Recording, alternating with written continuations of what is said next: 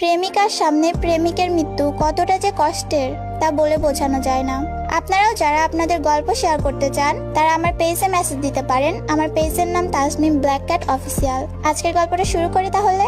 আমার নাম বললাম না, ওর বাড়ি সিলেট, নাম আরাফাত রিমন। ও পুলিশে জব করতো। সাল 2017 জুলাই মাসের 16 তারিখ আমাদের রিলেশন শুরু হয়েছিল। আসলে যে জিনিসটাতে ভালোবাসা বেশি থাকে ওইটা বেশি দিন স্থায়ী হয় না। অনেক রাগ হতো, অনেকবার ব্রেকআপ হতো, অনেক ঝগড়া হতো, তারপরেও সবসময় ঠিকঠাকই চলছিল। তাকে নিয়ে আমার পরিবারে অনেক সমস্যা হয়েছে।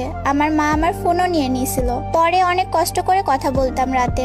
আমি ওর জন্য যতটুকু করেছি, অনেক পাগলামি করেছি, অনেক ভালোবাসতাম ওকে। রিলেশন ভালোই চলছিল আমাদের। এভাবে কেটে যায় 1টা বছর। ও আমাকে কথা দিয়েছিল আমাকে কখনো ছেড়ে যাবে না। ঠিকই ছেড়ে চলে গেছে।